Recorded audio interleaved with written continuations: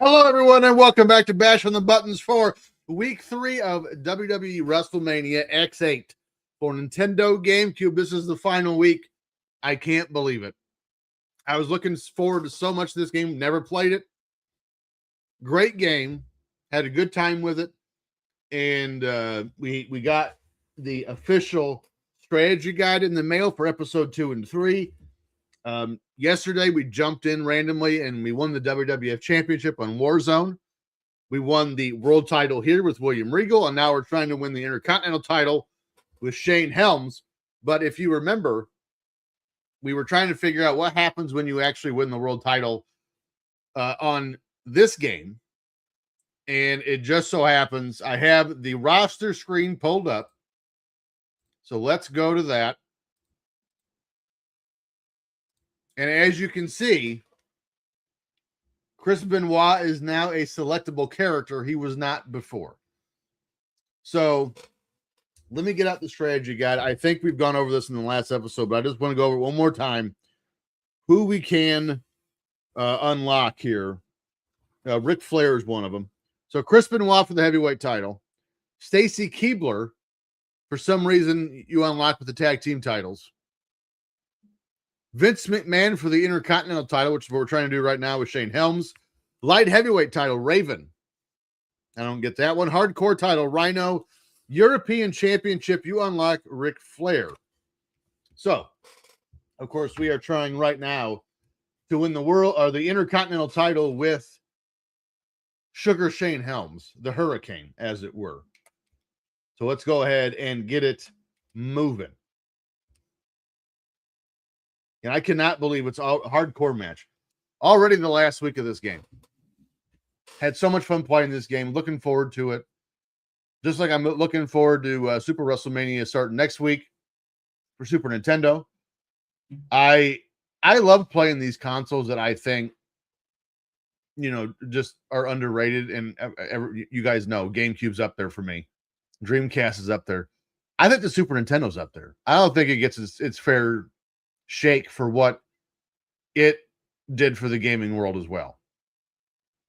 The graphics jump from original Nintendo to Super Nintendo was rather large, And again, remember here on the Bash and the Buttons, we play these old classic wrestling games. This is not an emulator. This is actually my Nintendo GameCube using a capture card. So just with Warzone, we had some issues, right? The game froze a few times. Not uncommon. GameCube has been. Oh no, we did have an issue in episode 2. We did. I had to clean the disc. I had a mystery ring on the inside. We got the Hurricane versus Devon Dudley here as we continue our path to the Intercontinental title. And again, Antonio Santos is here with us. What's up, buddy? Footballers, I did just pick the Bills. Yeah, this game came out in 2002. And again, the graphics jump. Well, I shouldn't say the graphics considering the mini disc and the uncertainty around it when the game was released. This game ain't bad. I will give it some props. We are Hurricane Helms trying to beat. I'm not following you, sir. I'm not stupid.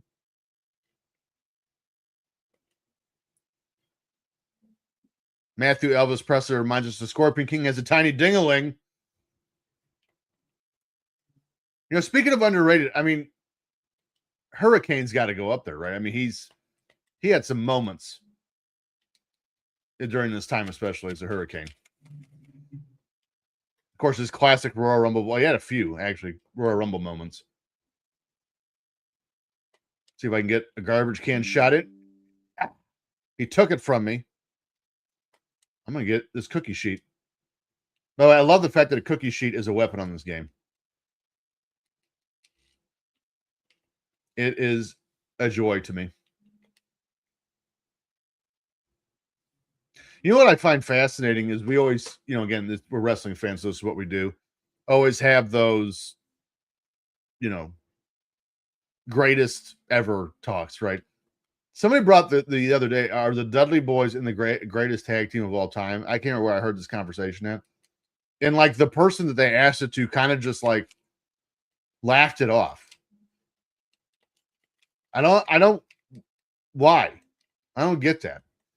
Like the Dudleys would have fit in just fine in the 80s with the Road Warriors and the Steiners. And like, I don't understand the dismissal of the Dudleys. I don't get that. Am I saying they're better than either team? No. Are they competitive? Yeah. And I'd put Harlem Heat up there too. Edge and Christian I'd put up there. Hardy's I'd put up there.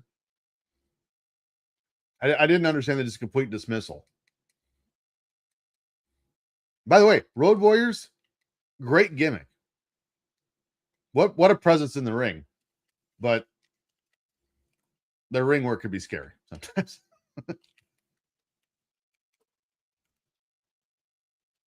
So since we went so long on footballers tonight, this will be a shorter show. I mean, we'll still go 45 minutes an hour here, but I do live on Eastern time. Did he just throw a chair at me? How about that, sir? You want to think about your life choices now? Oh, he took it from me. Oh, no. No. Okay. Again, when I did the pilot for the show, which the setup was, so the time period when I first came up with the show was the same. I wanted to do 3 weeks per game, but I had very distinct messages or themes I wanted each episode to be for 1, 2, and 3. And we kind of did it with the first game of Warzone, and we kind of got away from it because I don't feel like this show is at its best when it's super formatted, when we can just kind of sit here and talk in the comments and just kind of talk random things in freestyle a little bit. It's better. But I learned a lot about Super WrestleMania. And again, the acclaimed WWF relationship and the timeline and all the other stuff. I'm really looking forward to playing Super WrestleMania for the next 3 weeks. So it's a pardon the overuse of this word, pretty underrated game, the WWF. But yeah, that'll be fun. I'm looking forward to that. How do I?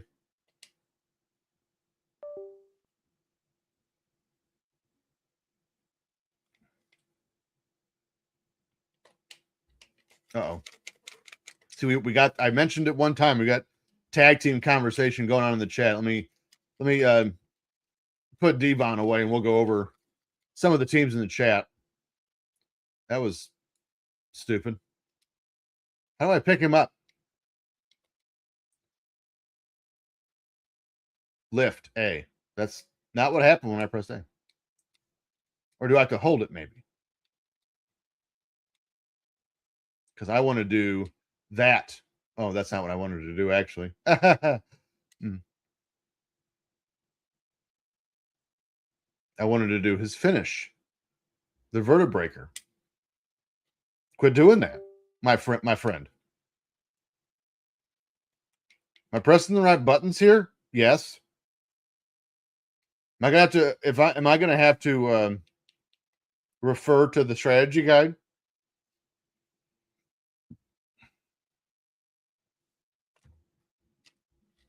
I know it's all right.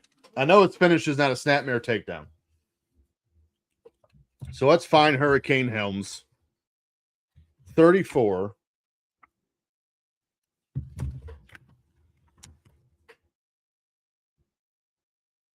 Well, they actually list him at 6 foot 191. That's kind of surprising. This says it's the. Oh, it's from behind. Okay. Okay. So we got to get. Lift it. Oh, it's X. I'm with it now. Okay. Let's put Devon away. There it is. Eye of the Hurricane. That's going to be all she wrote. Probably not. 1, 2. He kicked out. They always kick out.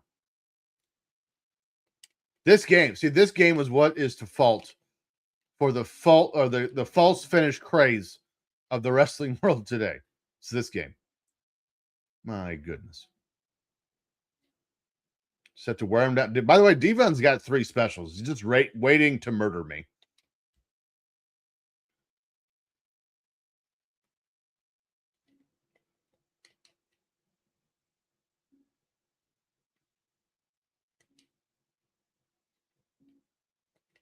I hear a music box or something directly above me, because my son's room is directly above us right now, or me. You're not here. It's above me.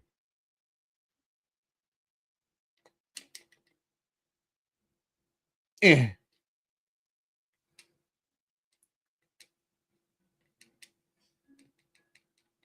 Helms is one of those guys in the WWE you kind of, especially with his Hurricane gimmick, and let me be very clear what I'm saying. I'm not saying the Hurricane character should have done more. I'm saying Shane Helms, with the Hurricane gimmick, showed he could do more. I was kind of surprised he didn't do more. Well, that's not what I wanted to do, but that worked out nice. I think he easily could have been sort of a bigger part. Now, granted, at the time in 02 and 03, this is a very crowded mid-card, let alone main event. So, I mean, I get it, but why do you just do the finish, bruh? Thank you. Pin it. 1, 2, 3. And he still kicked out. He warriored me. No sold my shit. So Antonio says top 5 tag teams growing up: Hardys, Dudleys, Edge of Christian, New Age Outlaws, Los Guerreros. Solid choice of Los Guerreros. See, here's the thing. Going over, and I understand it's your top 5 from your childhood, right? But I do have an issue, just being the history nerd that I am, of having Edge and Christian, the Hardys, and the Dudleys in the top 5 together. Because there was so many great tag teams from the 80s and the 70s and even beyond. But so you may be asking me, well, do you think the Dudleys are the best team out of the 3? Yes, I do. Even better than the Hardys.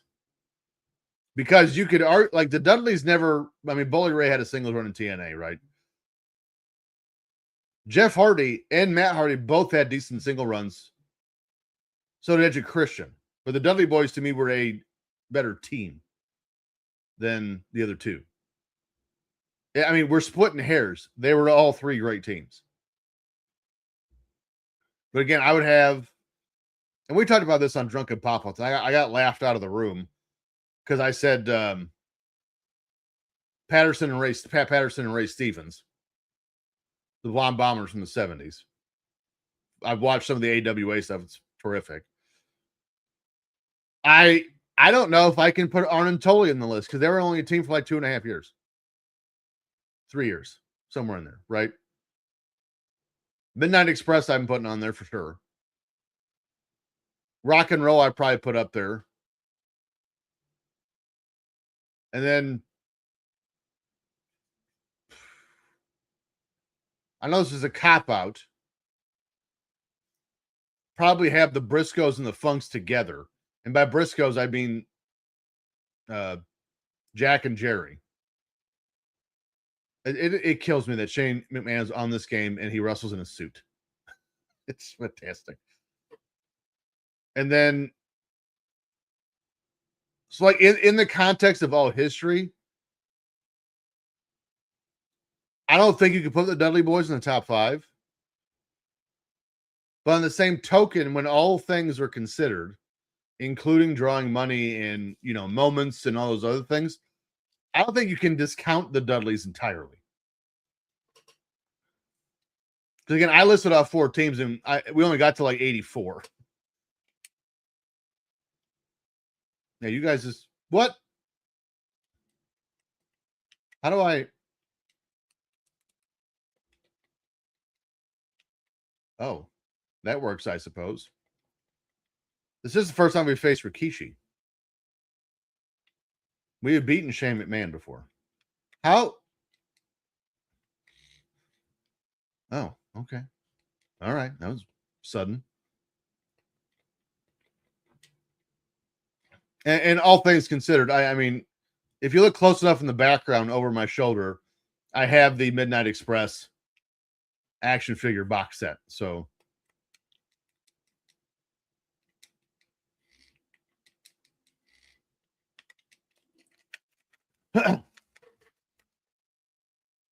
again, I think the Dudleys get us, have somewhat of a claim to, a top, we'll say top 10, top 5's impossible. There's been too many good ones. Harlem Heat, I think has a stake. The Steiners for sure. Steiners might actually be top 5. That one's hard to argue.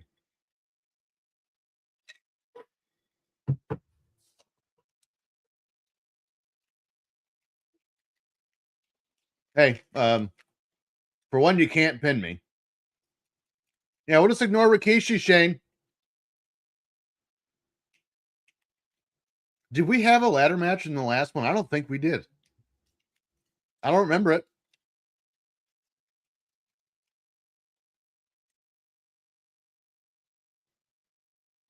Because here's the thing. I remember how hard the triple threat cage match was. This is going to be impossible. Grab belt is X. This is going to suck. Real bad.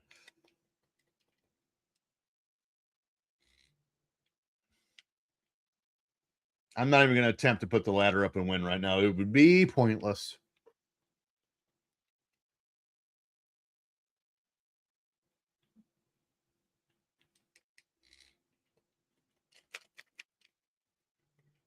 Demolition solid.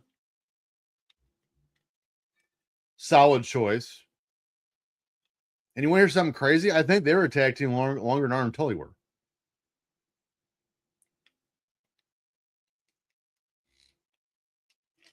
Now, if I mean, Arn and Tully are still in the conversation for top 10.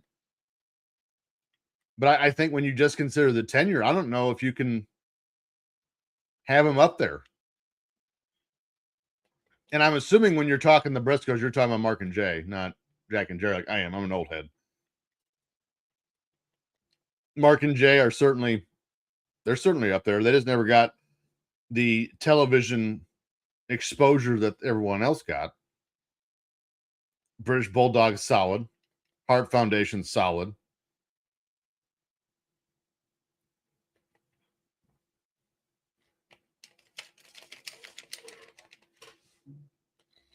All right. It's enough.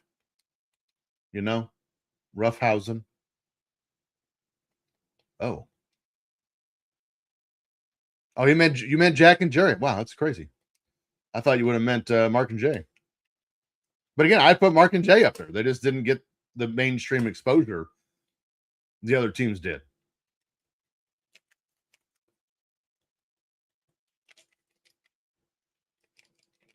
See what other teams.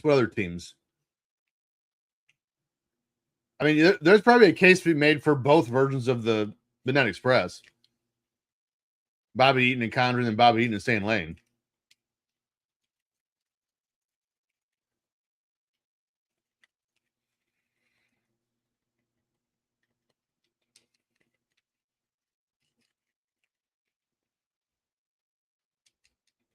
Hey, what are we doing? Shane, you big dummy.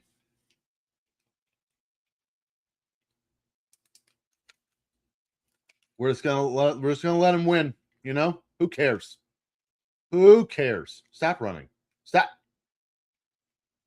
We're having an issue right now. How do I get down? I don't want to be up there. Oh, that worked out well, I guess. Top 5 heel tag teams. Oof. Huh. Well, Midnight Express. Again, they're still up there. In my opinion, the New Age Outlaws were never heels, in my opinion.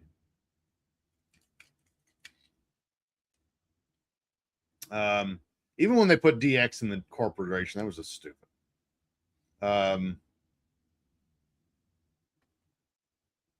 I just walked over the top rope like Kane.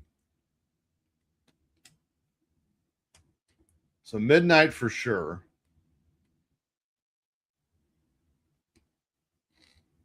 Harlem Heat, especially when they had Cherry.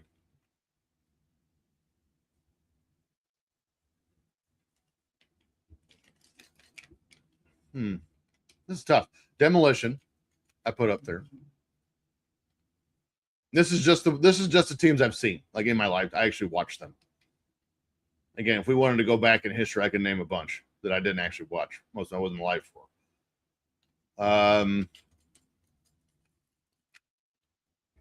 Now I'm not putting them on the list, just for the record. Do you want a team that I think is criminally that's the theme of the show is it's underrated. I've said it 40 times now. A team that I think is criminally underrated, going back and watching some of their older stuff, is the Head Shrinkers. They had a match, and they got shit on by the critics because it didn't look smooth. But going back and watching that match, them two teams beat the shit out of each other. And remember, that's Samu, Rikishi, and then Rick and Scott Steiner. Now, that's legit.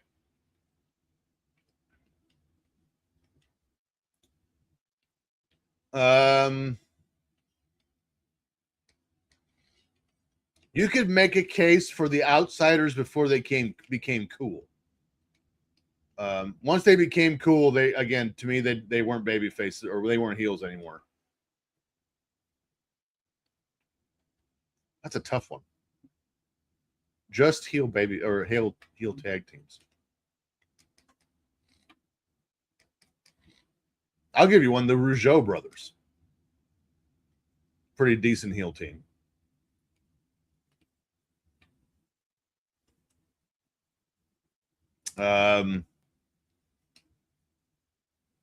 See, for this list, I will put Arn and Tully on it. For this list.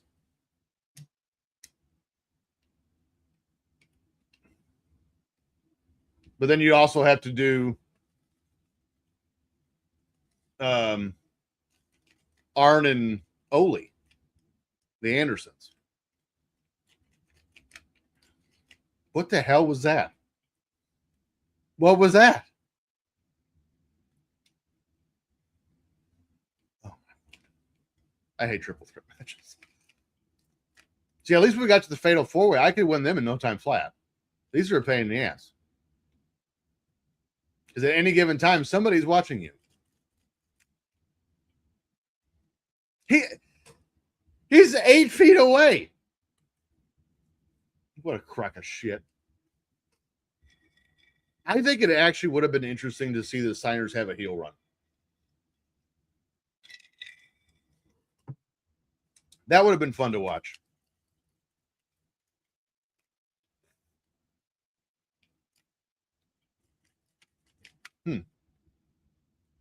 This should not be this hard, but it is. The Natural Disasters. Let's throw them up there. Underrated tag team also.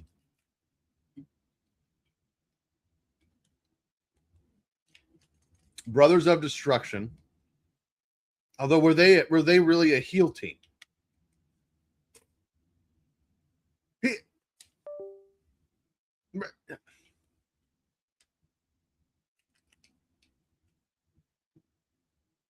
Now, to be fair, Rikishi is the only legitimate Intercontinental champion in this match. Texas Outlaws, Rhodes, and Murdoch. Like that one. That's a good one.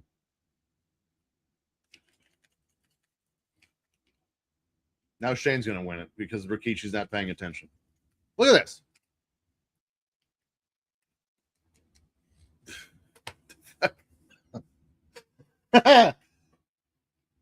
But yet when I go up the ladder, they try to light the building on fire. Well, that works out nice. How's we get the ladder now?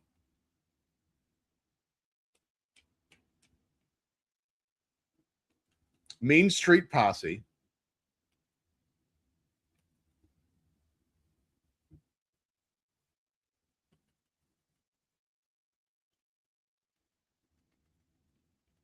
See, I can't win it. Why can't I win it that fast? Horse shit. Get away from me. Cool. I already hate this game now because I couldn't get the belt. They both just won in 12 seconds, and I got up there unimpeded and couldn't win. What a crock of shit.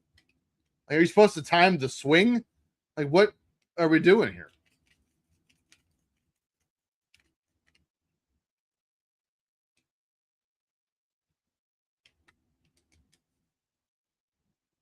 That's 4 in a row. 3 by Rikishi and 1 by Shane. They just get up the ladder and win the shit. Boom, bam.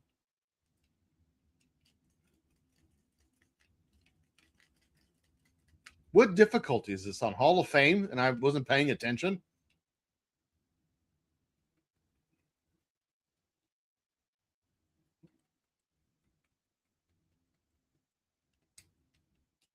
Oh, hell. Here we go. Top 5 Intercontinental Champions. This probably will not be difficult for me. Randy Savage, not in any particular order, by the way. Randy Savage, Mr. Perfect. I can't do Ricky Steamboat because he was only champion for like 8 minutes.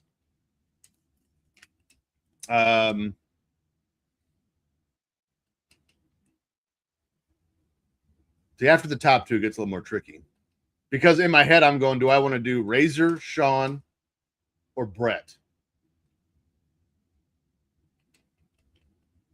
In my opinion, I actually think Razor Ramon was a better Intercontinental Champion than Shawn was.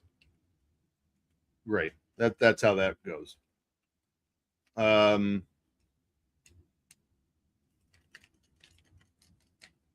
Austin, everyone kind of forgets Austin had a pretty decent run with the Intercontinental title.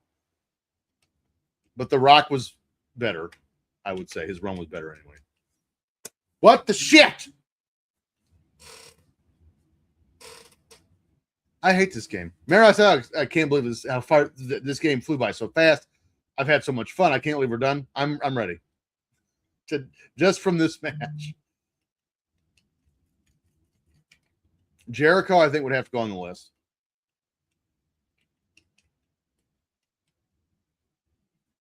Guerrero.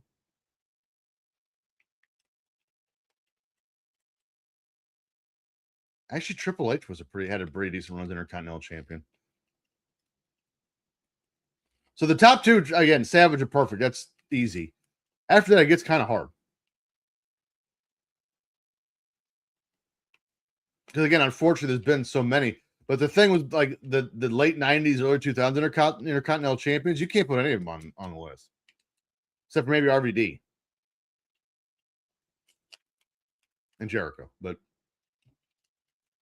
Regal had a pretty good run as Intercontinental Champion. Jeff Hardy wasn't terrible. Edge wasn't bad. Hell, Jeff Jarrett wasn't bad.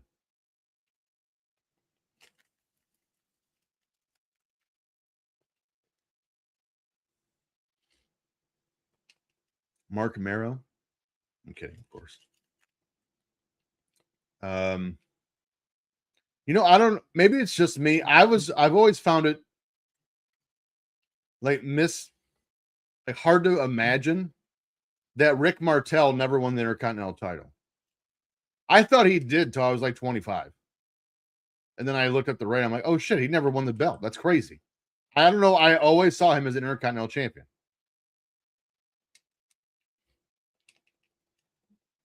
Oh, Honky Tonk Man. Solid. Forgot about that. That's a good one. Greatest Intercontinental Champion of all time. He pinned the shit out of him. Or you guys go outside the ring too. That's cool. Hey, guy. Kurt Angle. Eurocontinental was good.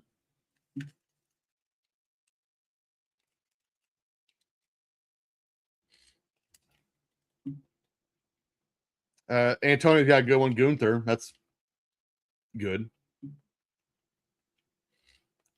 Honestly, I liked Cody's dashing Cody Rhodes and then the ugly breakdown. I enjoyed that a great deal.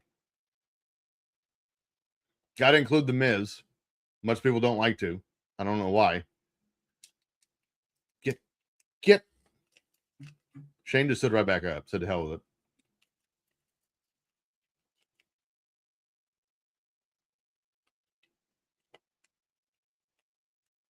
Would you? Thank you.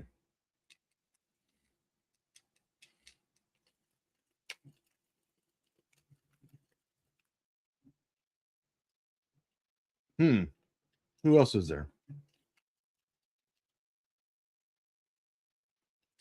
Hey.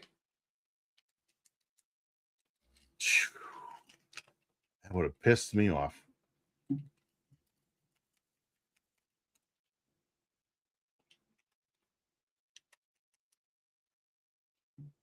Lantern landed on my head. That's rude.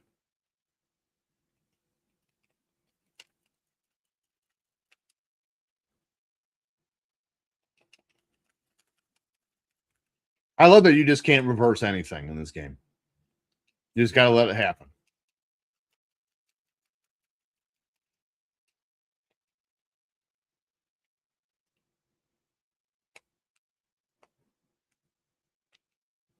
I don't want to pin him. Stupid.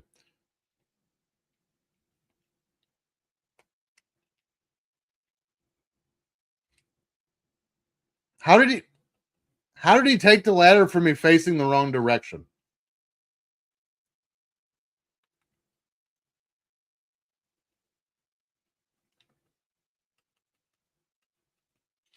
Again, I can't get it. No, sir. Hate it.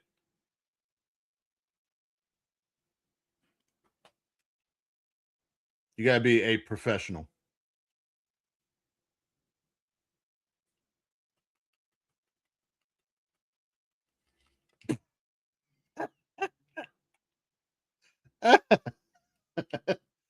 Oh, hell. I will give this game this. It's so good on so many levels.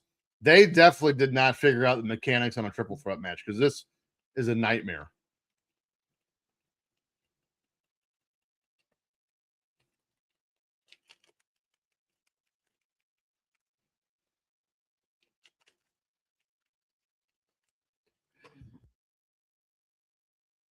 Nice. Got this the cough / sneeze button on time, and almost exploded my sternum. That hurt. Oh, excuse me.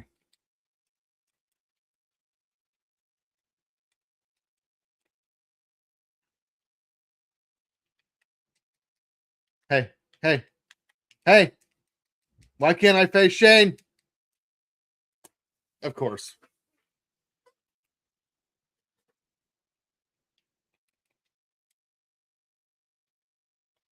Yeah, it's true. Like most of these lists, the first 2 or 3 are easy and it gets harder after that. Although I don't know. Do you think? Well, for one, I bet you the WCW ones would be easier because it was, much more finite. But I don't. Do you think the WWE World Heavyweight Championship, and I don't mean the big golden WWE, I meant the world title in general. Do you think that would be as hard to list 5? I don't think anyone can argue, feelings aside, Hogan's number 1. Austin's number 2. And then again, after that, it gets tricky. For the longest time, the best-selling world champion at WrestleMania, not named Hulk Hogan, was Randy Savage forever. And it was WrestleMania 5.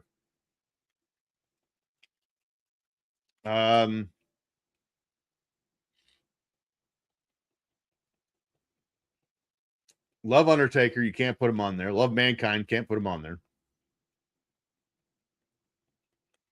Triple H certainly has the amount of reigns. I don't think he belongs. Cena for sure. So there's 3 absolutes. Austin, Hogan, Cena. I don't think The Rock goes.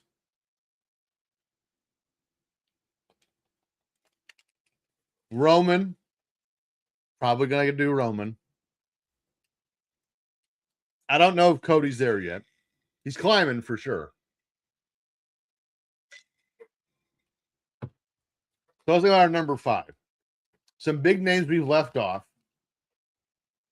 Brock Lesnar, Shawn, Brett, Yokozuna. Oh my Jesus Lord. We're just going to do this all night. We're just going to get our asses whipped by Rikishi and Shane McMahon in a ladder match. Angle.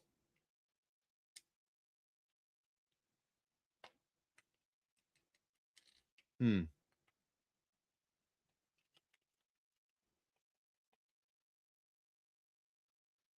I say Undertaker? I think I did. Brock, JBL, I'd actually put up there for contention.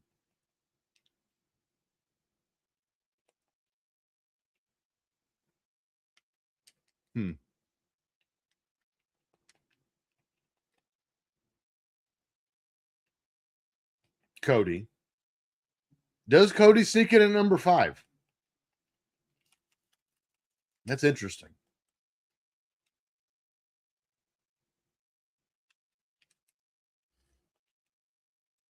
Randy Orton, Batista.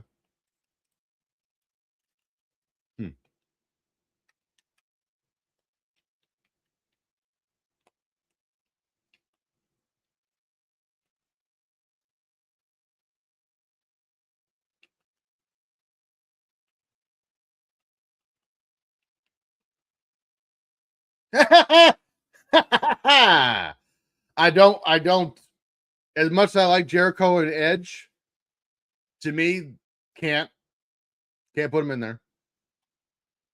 Well, I guess it depends on what we're basing this on. If it's drawing power, it ain't Jericho and Edge. If we want to go biggest surprise, maybe most entertaining, I think Jericho gets the nod then, or at least is in the discussion.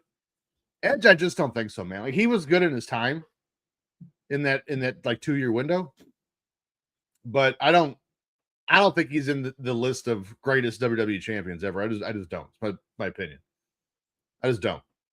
Again, when we're sitting here having a conversation, like who haven't we talked about in the top 5, and we're with Cody and Brock and The Rock and Randy Savage, Bret Hart, Shawn Michaels. Edge is not in that category.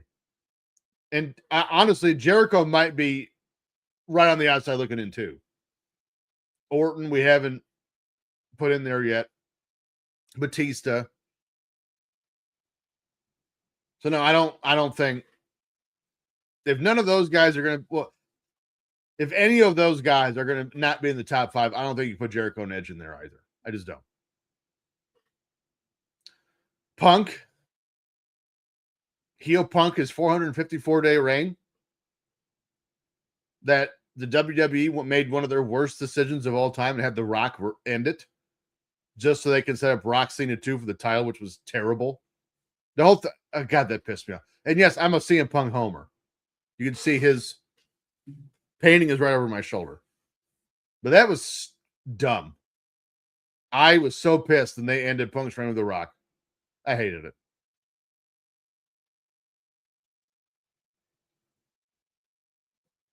Now, granted, we got Punk Undertaker, which was one of my favorite Undertaker matches at WrestleMania. And actually, I was at the Raw where CM Punk stole the urn after Paul Bearer died. I was there.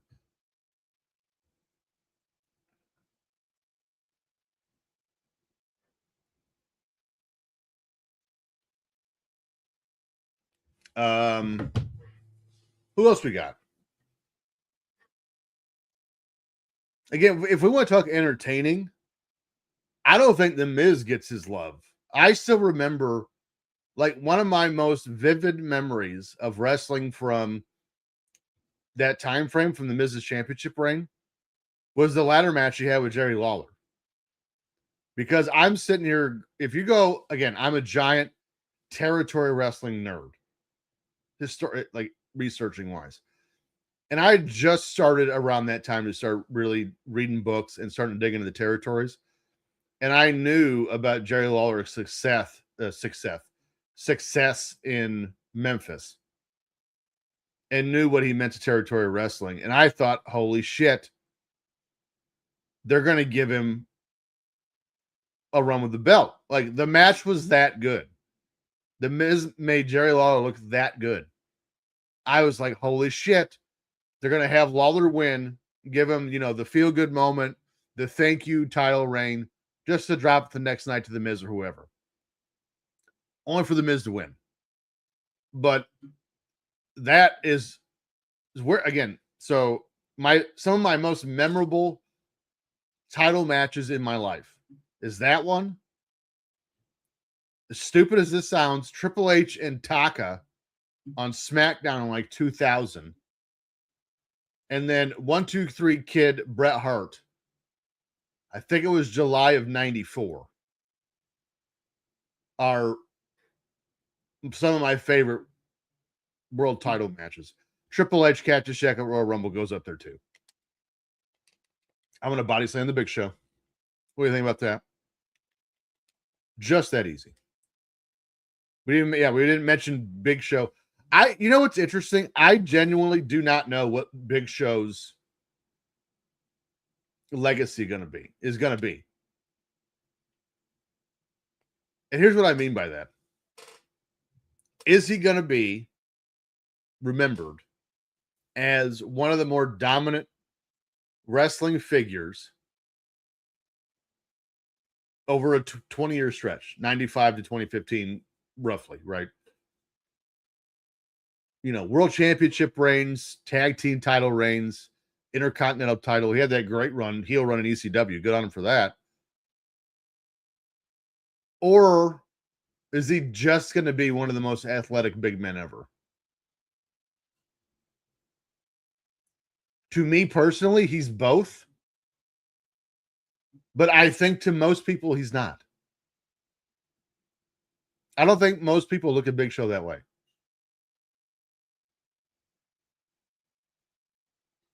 And to me, like, if Big Show is one of the more, absolutely is the most athletic big man ever, big athletic giant ever.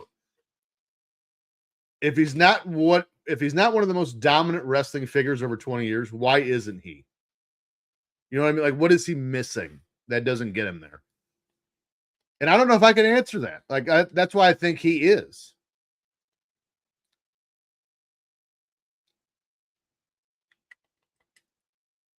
Top 5 big men. See, to me, this one's easy. Andre, Big Show. Again, no order. Undertaker, Kane. And then I got to number 4 or number 5. Andre, Big Show, Undertaker, Kane. Man, is Nash number 5? I think he is. I think Nash is number 5. I don't know why I'm so surprised by that, but I think Nash is number 5. I think it has to be, right? Or is it Sid? Do you go Nash or Sid? There you go. Do you go Nash or Sid?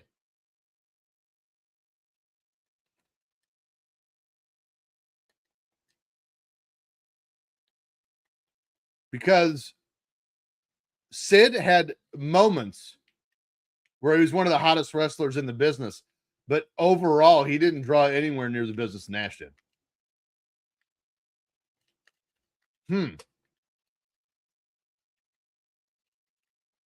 Oh, Vader. Vader's up there. Yeah. See, my definition of a big man, I wrote an article for a wrestling website about this very thing. So I wrote an article for the top 10 big men that WWE forgot, because they had just done Gorilla Monsoon, good one. They had just done top giants, biggest, best giants, or whatever. It was a DVD WWE release. So I talked about the big men they didn't list.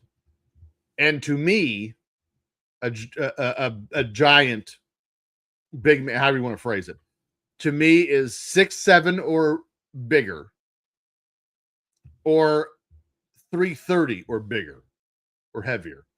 So I had Bam Bam. I had Terry Gordy. Now, granted, he was the executioner in the WWE. No one remembers him, and it was the tail end of his career. I had Yokozuna. I had, and people are going to laugh at this, but give me a minute. I had Bastion Booger. But I really didn't have Bastion Booger. I had Mike Shaw, who played him.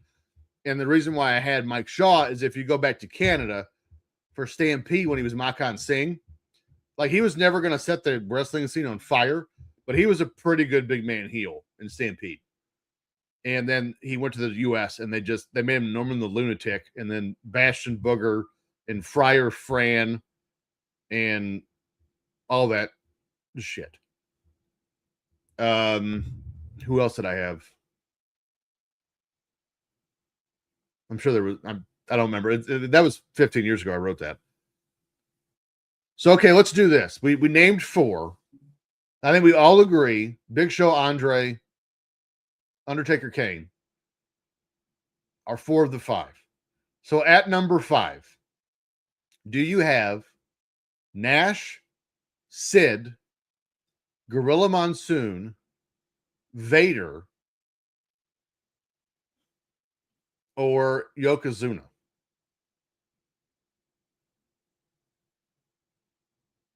Unfortunately, I think just for tenure, I think Yoko gets axed. Unfortunately. But if you're going to do a top 10 Giants, I think Yokozuna is a shoo-in. Bam Bam, compared to Gorilla and Vader, didn't draw the money, or Sid. So I think he goes. So now you're down to Nash, Sid, and Gorilla. That's tough. Gorilla, and he's one of the most influential wrestling businessmen of all time. But again, you can't really, that has nothing to do with what we're talking about.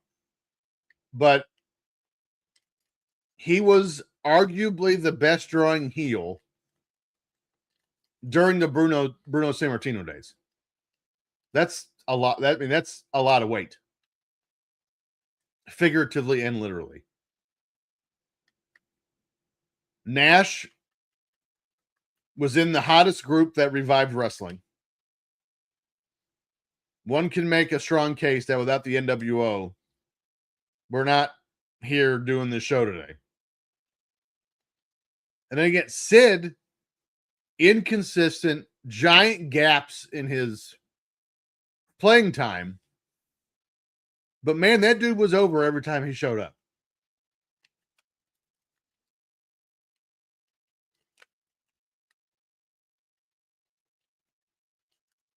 Nash was 6'10". I think he was 6'10", like 330.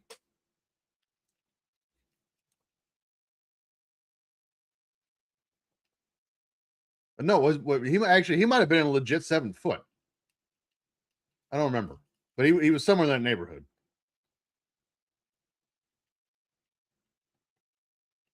And here's the thing: if we're going to consider 6'7", 300 to be, the guideline to be a big man, Razor Ramon and Hulk Hogan are both over both of those.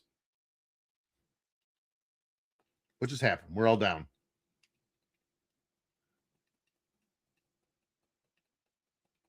This has been good. I like this. This has been a fun show.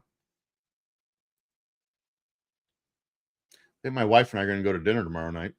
I want sushi. Big fan. Got Hardcore Holly. We got to put Hardcore Holly in the best big man ever. Super heavyweight. Get up.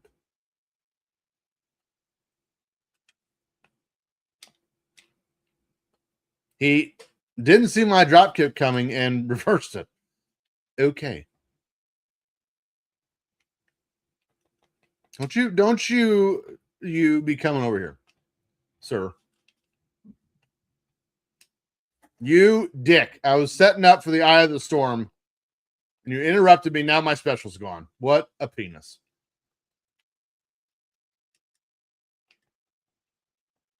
Oh. Yeah, so my definition for the article was 6'7" or bigger, or 330 or heavier. Yeah. Sorry. Oh, I had who was the guy from AWA? Jerry Blackwell. Who's on there too.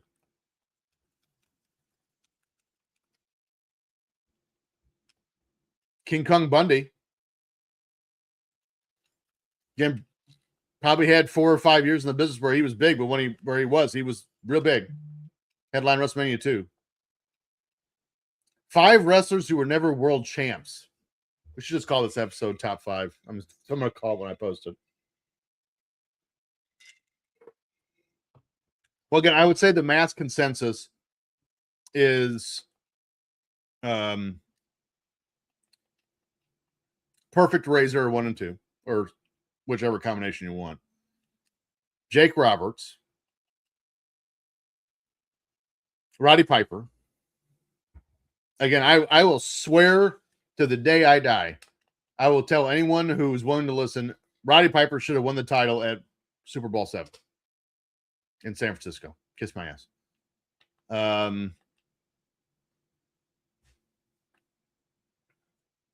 mean, this is an interesting argument because if you don't count territory titles, which I do, Jerry Lawler, but he won the Southern Heavyweight title 400 times.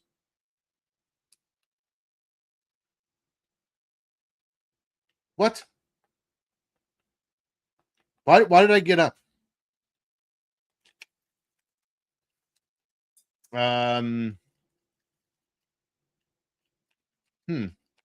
Regal.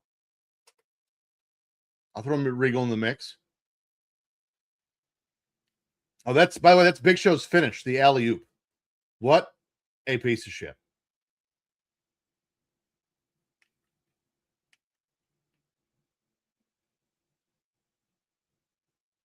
What? Quit moving so much. Don't you know I'm trying to get you in the eye? Oh, I drop kicked and I missed. I was going to have a smart aleck comment and everything.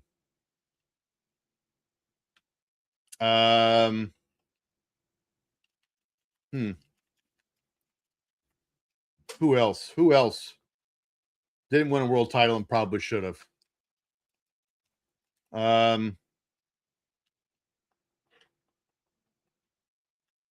Marty Jannetty. Let's see. Arn. I absolutely count Andre as a world champion. Absolutely, I do.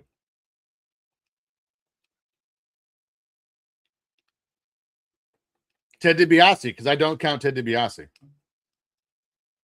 Now, I absolutely, hindsight being 2020, and I was a kid, but I thought the WWF could have got serious heat out of somehow making up a contractual loophole where Ted DiBiase could have actually bought the world title and defended it, and had, instead of the tournament at 4, just had DiBiase versus Savage.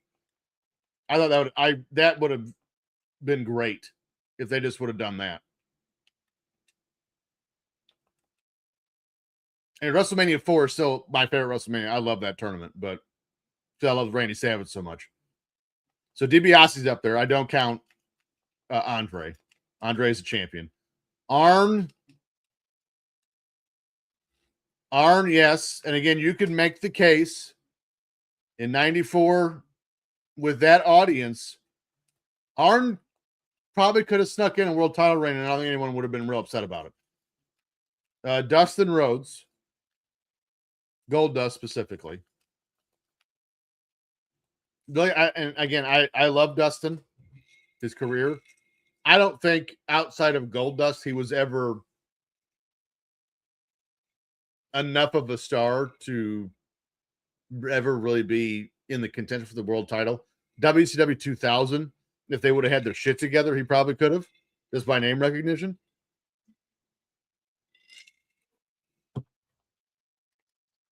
Ow.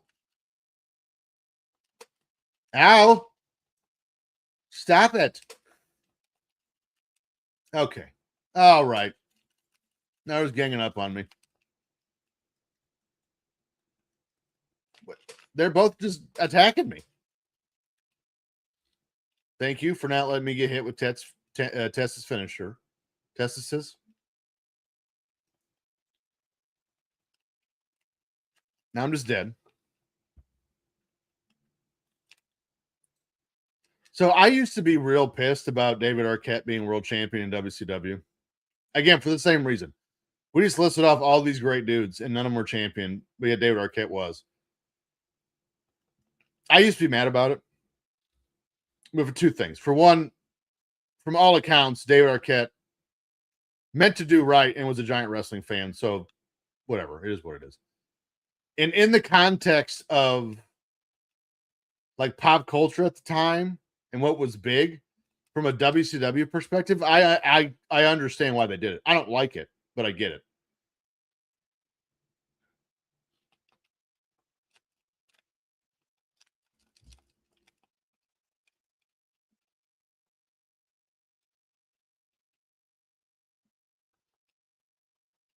Okay, with the pins, people. Yeah, you take that. Oh, wait, Big Show has 3 finishers. Just can't reverse nothing. You're just let it happen. Just let it happen. So I've noticed that a bunch of pins have just been walked out of. Are we doing rope breaks in this for some reason? Get up. So he's done the alley-oop and the choke slam. Eye of the Storm. Hurricane. Oh, Lord. Come on. 1, 2. Do we have rope breaks in this match? Because he didn't kick out. I just got up and I didn't press the button. Now I'm upset again. See what happened? Mr. Kennedy. I don't know. There was a 2-year run. He was arguably the hottest guy in the business. And a lot of potential. Like face of the company potential. But I don't know if he goes in that category. I just don't. Did Kennedy never win the TNA title? I don't know the answer to that. Did he really? I don't know. Did he not? Because that would be surprising to me.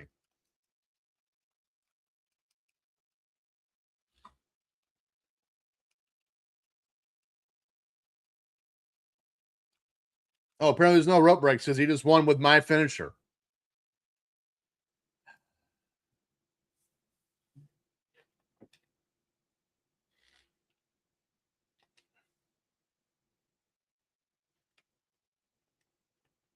Let's see. Is there anyone else never should have been champion or should have been champion? Never was what I wanted to say.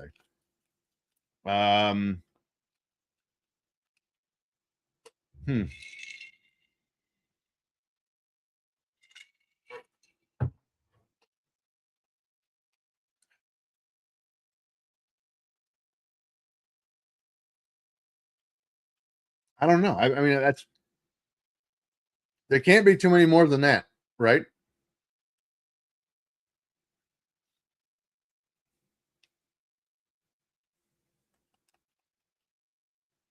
See, when it comes to like David Arquette, I'm far more aggravated that Vince Russo was champion than I am that David Arquette was.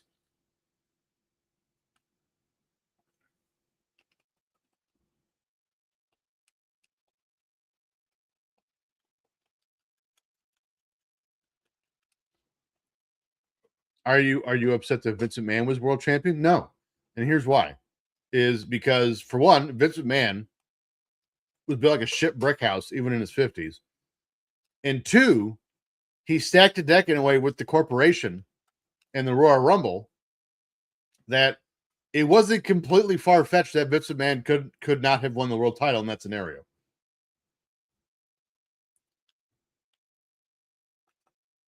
So yeah, Vince Russo was way worse winning the world title than Vince McMahon.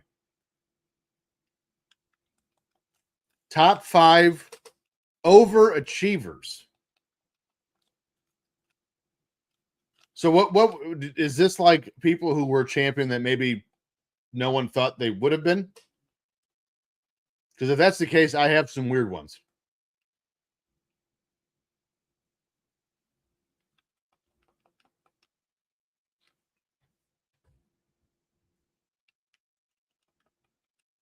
And here's another thing. Do you count the ECW title as a world title for like Matt Hardy and Zack Ryder / Matt Cardona? Is the ECW world title a world title? Or is it not? Is it less than? I don't know. I just thought of that. I honestly don't know what to do with that. Ezekiel Jackson was ECW champion. There's a name from the past, huh?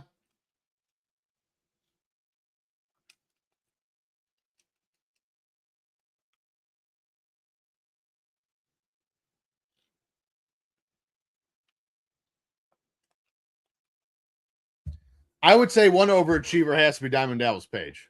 I mean, I would, Jesus, I would say he's the undisputed number one. Got into wrestling at 35. You know, allegedly, as the story goes, when he told Dusty Rhodes he wanted to be a wrestler, Dusty fell down the parking lot laughing.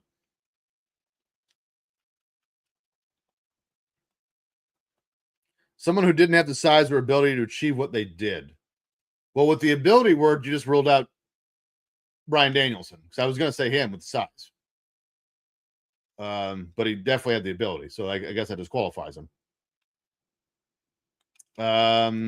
Great Khali, for sure. They did a hell of a job window dressing that, because he couldn't hardly walk, and is one of the more dominant, frightening figures in WWE history. Well, I say with a slight smirk on my face.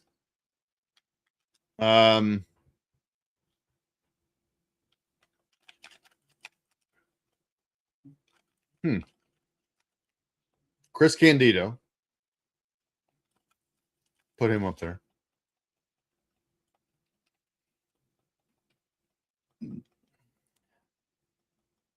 This is an interesting one.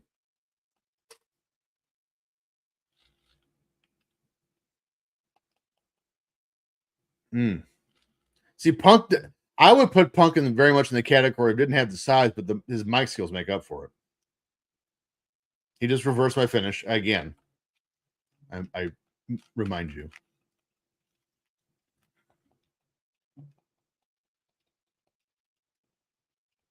Funaki.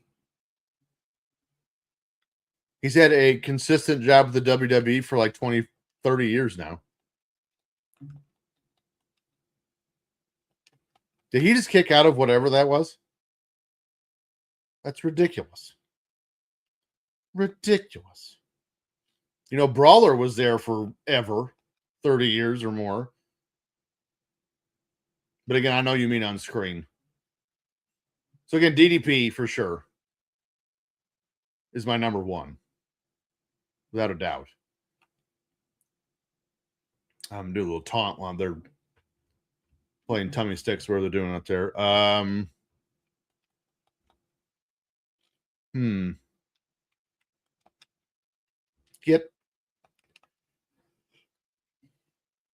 See, every time I think of someone who's small, they're just ultra gifted in the ring, like Dean Malenko, Daniel Bryan.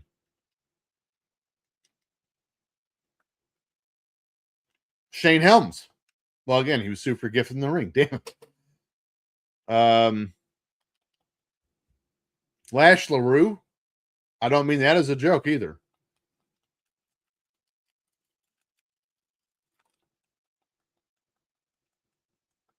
When I can't remember where I read his story. It was in a WCW magazine. Maybe he read it on one of the shows they do. I don't remember, but wow. What a story from Lash LaRue.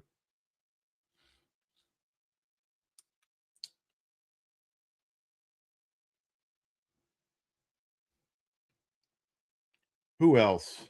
This is a tough one. Because the unfortunate thing about the wrestling business is the guys that don't make it.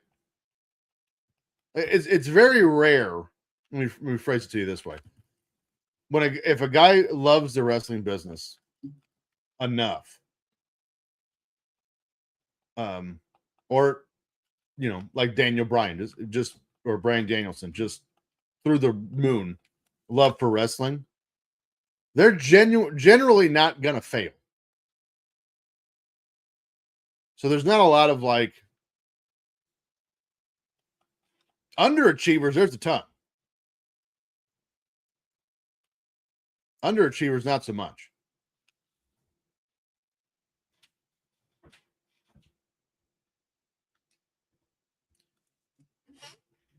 When you are done, think about underachievers, someone who had the world handed to them and had the look, ability, and everything, but fell way short. Okay, Great Khali for sure then. Great Khali, Mark Jindrak. And there's been some Sean Stasiak. There's been some doozies. There's been some doozies of those over the years. Buff Bagwell. There's a time, if you go back and watch WCW like 97, 98, when Buff was at his peak as a heel, there was a time where I could have seen Buff as like the future face heel of let me rephrase that. The future top heel of WCW. I could have seen it. Chris Masters and Carlito are good ones. Antonio. Test, unfortunately. He was, this version of Test was pretty good. Then he got on the juice and went to ECW and just got gross. Now, here we go.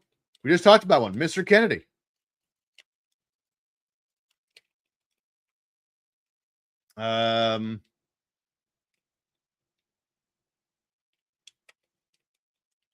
Quit. How you like it?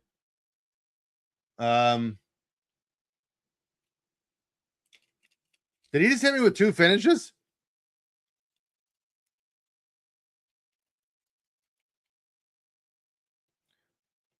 Vader after the Orndorff fight. I get that. But to say that would negate the rest of Vader's career. Vader was already 38 years old when he got into that fight with Orndorff, or 36, somewhere in that time frame. So as dumb as it was to get beat up by a naked Paul Orndorff in flip-flops, like all of that story is my favorite. He'd already had one hell of a career before that. How do you like them apples? Why did he get up? I cannot pin anyone. It's like rope break for ye, but not for me. Or thee. Did I say ye? Yeet.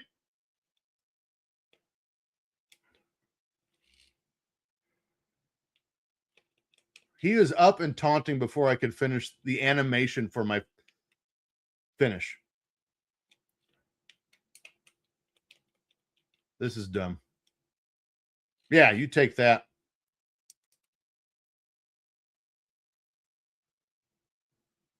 Whoa, you're a winner. You know what? Greatest wrestler to never win the world title? Paul Orndorff. Be remiss if we left him out. Bob Orton. Oh shit! I just got a bunch of new ideas. So I can't count Vader because he had a tremendous career before Paul Orndorff. Naked Paul Orndorff made him his bitch. This will be our last match of the night. Albert, Jeff Hardy, our world champion, William Regal, and the Hurricane. Again, next week, Super WrestleMania for Super Nintendo. Crazy.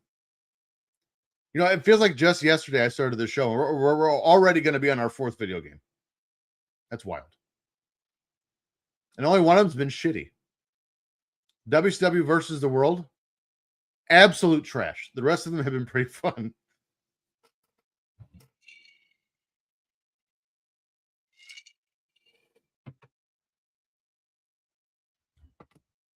Here's one, and we kind of talked about him earlier. Do you consider King Kong Bundy an underachiever?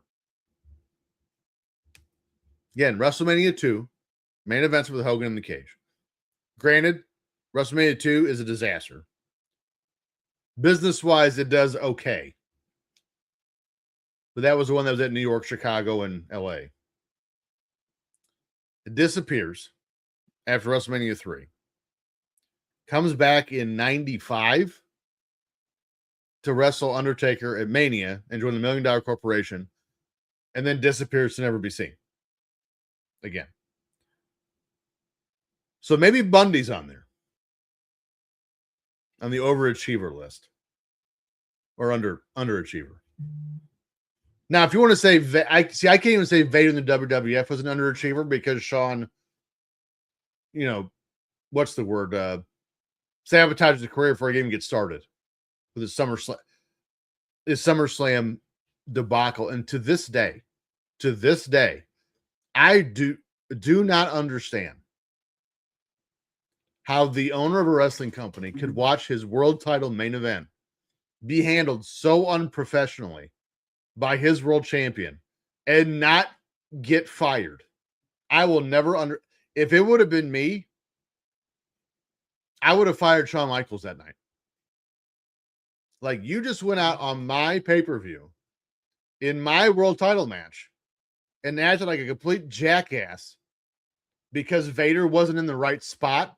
So you decided to just break kayfabe and belittle him in the middle of the match. Get your shit and get out. I will never understand that, especially knowing, we all know now how Vince was and is. Dare say 98% of people would have been fired after that match. But somehow Shawn, and not even considering all of the other outside the ring problems Shawn was making for the WWF at the time. I don't get that one. Just baffles me. I've never understood that. I go with my friends down at WCW. Good. I hope you pack. You can be their problem. And here's the thing. After all that, with all I've said, I'm not even saying I'd make Vader the champion. I just know it wouldn't have been Shawn. He would be gone. Now, again, luckily, Shawn came back in 2002 and completely rehabbed his image in his career. But man, I know as a wrestling fan, and again, in 98 at WrestleMania 14, I was just starting to kind of figure things out in wrestling. In 98, I was not upset Shawn left. I was upset for him. He got hurt and all the other stuff. But as far as like not having to watch him on TV, not upset.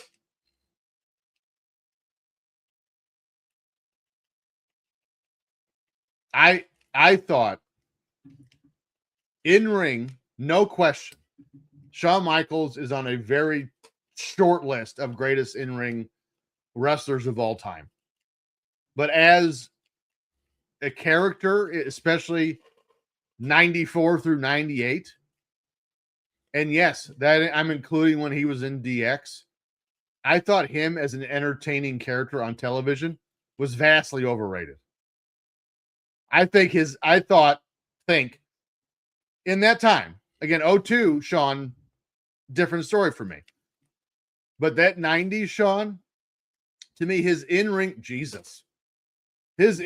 work masked a lot of his entertainment / personality snafus, in my opinion.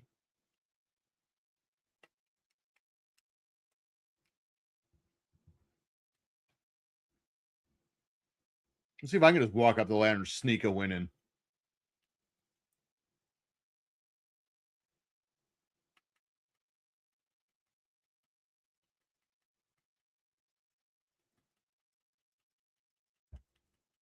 Come on. What is taking so long?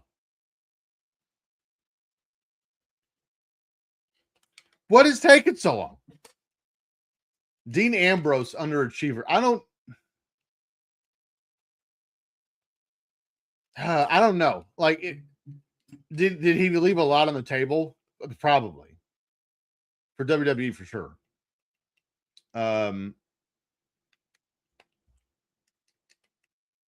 But he was world champion. He was Intercontinental champion. He's U.S. champion, tag team champion. At one time, one of the biggest babyface is in the company. Again, I don't think he did as much as he could have. I don't know if underachiever is, I don't know if that's the right word. But I also won't say he overachieved. I would say Dean Ambrose achieved. He's neither. He did about as much as he should have.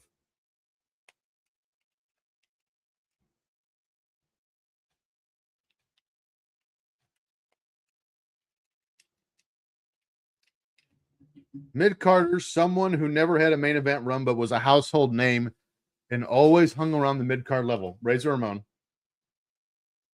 Scott Hall. Neither one had a main event run. And here's the sad part about that is, if you remember, another, in my opinion, WCW missed opportunity. And what should have been the natural break of the Wolfpack was, if you recall, Scott Hall wins World War III. Right? So theoretically, he gets the world title match, and I think it was Super Brawl. Yeah. And at the time, the champion was Hogan. They were setting up for Starrcade 97. So it was either going to be Hogan or Sting. And then we all know what happened. Sting wins at Starrcade. Now we have Hogan's telling Hall, you can get your world title match, but not until I do. Which is like, what? And then Scott Hall, I think, said in one of his promos, like, what if I want to wrestle you to Hogan?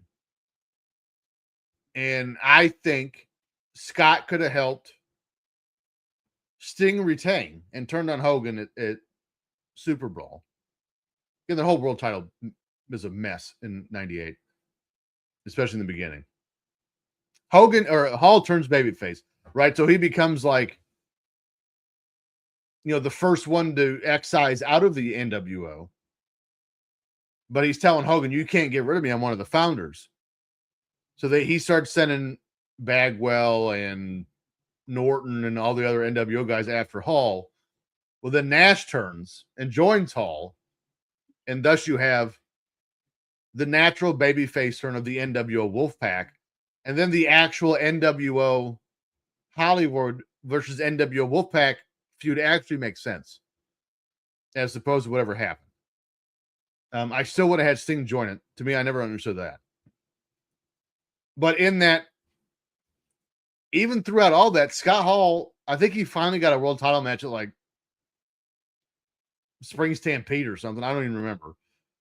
But he never really had a sustained main event run, even when he was with the Outsiders, which to me is probably the biggest run he had. But he never really had a main event run, in my opinion. So Scott Hall's got to be there. See, Perfect did have a main event run with Hogan in 89-90.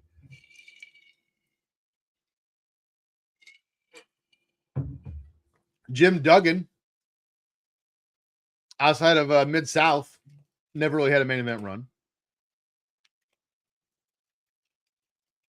Did Jake Roberts have a main event feud?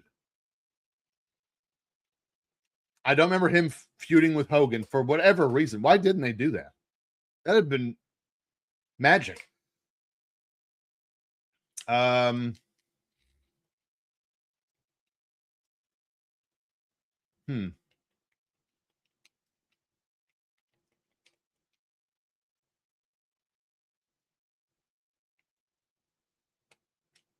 Who else?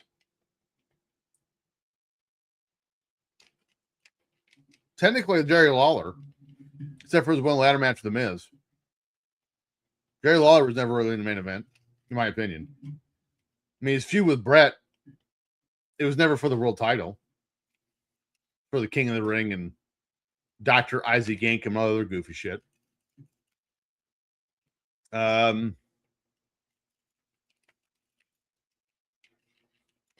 pin me, dummy. It's a fucking ladder match.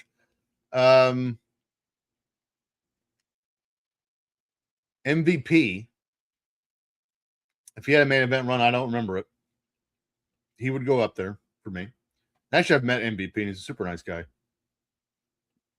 Probably doesn't want me to say that, but he is.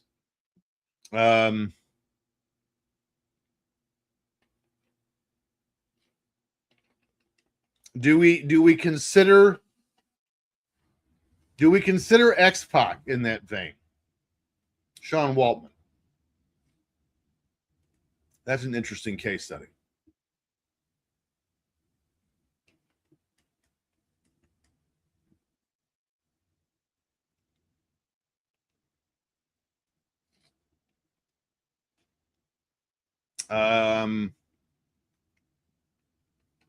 Marty Jannetty.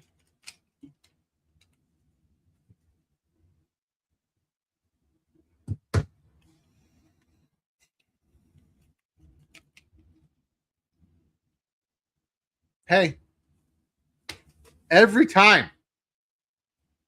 Hey, guys up on the ladder, do you want to stop him? Nope. Just gonna keep doing what I'm doing. This is gonna be my last attempt.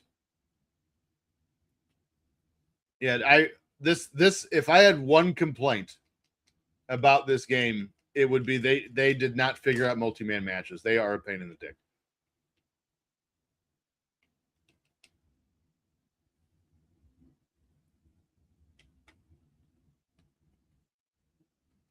Where's the ladder?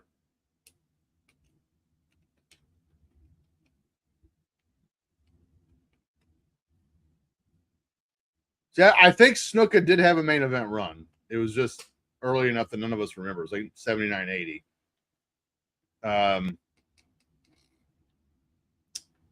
Morocco did not in the WWF anyway. He might have somewhere else. I just don't know about it. George Steele, was he not one of the Bruno heels? I think he was. I think he was one of the Bruno heels. Greg Valentine, that's a good one. Because even when he was feuding with Piper, which is easily his hottest feud, that was not the main event of Starrcade 83. So Tito's a good one. Tito didn't have a main event run, not in the WWF anyway.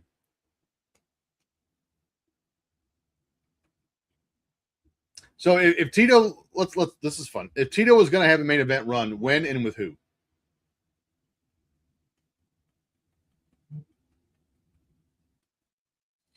Oh shit! And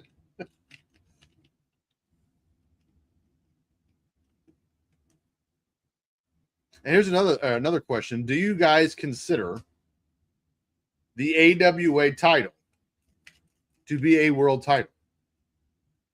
Because if that is the case, then both Kurt Hennig and Rick Martel were world champions.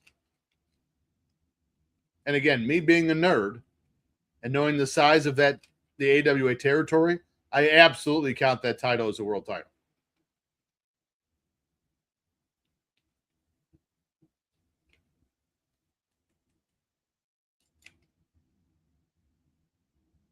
I will tell you, Jeff Hardy is obnoxious in this set scenario. Matt Hardy won a TNA title.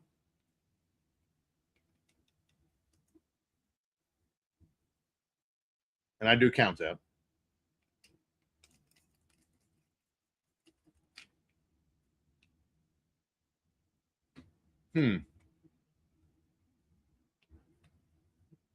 Oh, never mind. We're just doing never had a main event run. That's because usually, like most of those like the mid carders, usually you sneak them in once in a while just to give other people a break, you know.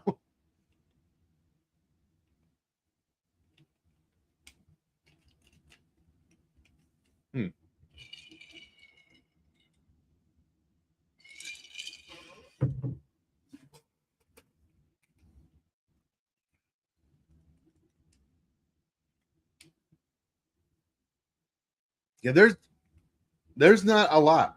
D'Lo Brown, Val Venus. It's a shame he turned into such a crazy prick in his old age. Older age. He's not old per se.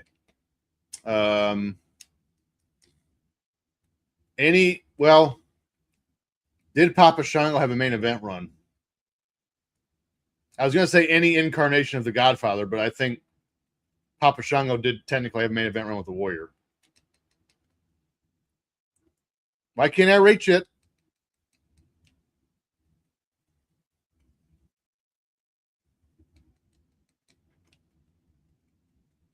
What the hell? He's giving me all day. I can't even see the belt. Cool.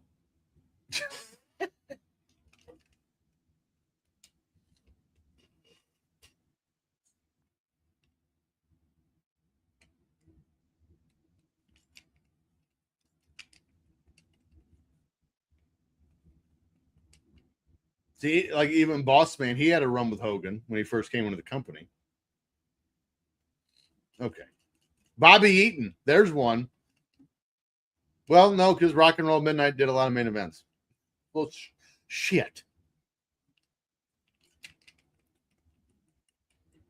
See this thing with the arm. Horsemen were main event. No question.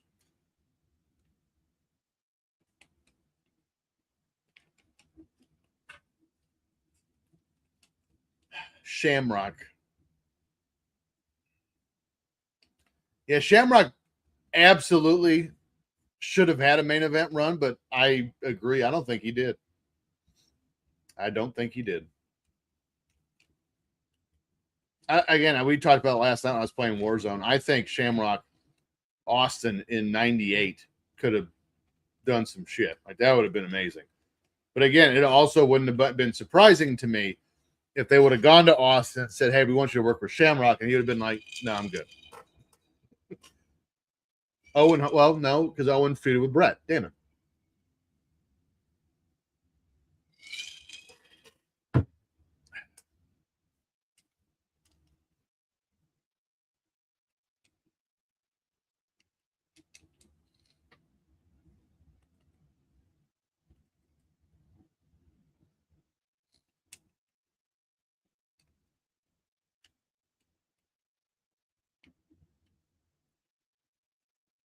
Honky Tonk Man.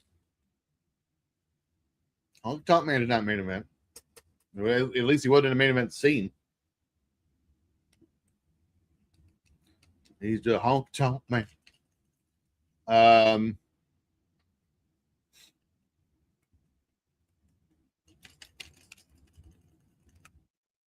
Ricky Steve, well, no, because he had a main event running NWA.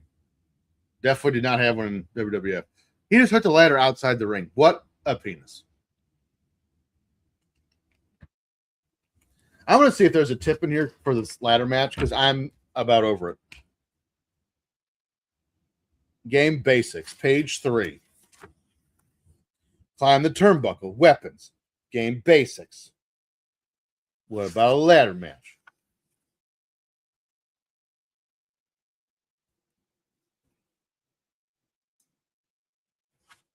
Oh, is there Royal Rumble on here too? Oh, shit.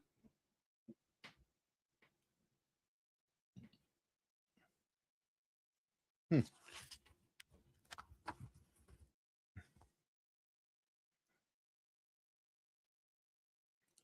just tells you to use the ladder and grab the belt. Well, thank you.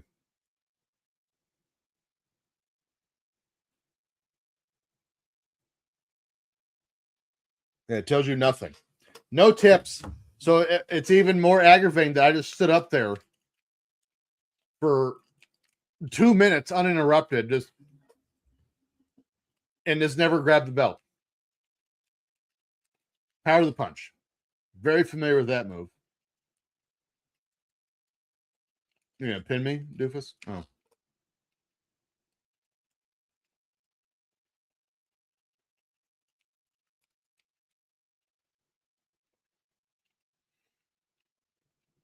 This has been one of our better like chat topic shows. This has been good. You guys are killing it tonight. Thank you all for joining us for this final night of WrestleMania X8 for GameCube. Of course, next week we're plugging in. We're going from one Nintendo to the other. Nintendo GameCube to Super Nintendo for Super WrestleMania.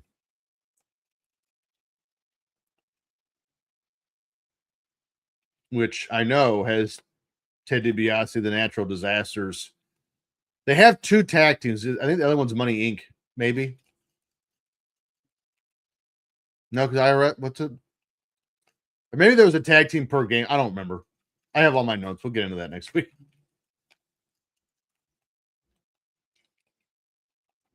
Stop it. Are you going to let Albert win? You're going to climb behind him like a dumb shit? Oh, my God. They did let Albert win. What a... Again, when I try to climb out, they bring a tank out. When the computer wins, they're just like, look at the grace of this man. So we're going to say, and then we're going to bid adieu for tonight and say goodbye to WrestleMania X8.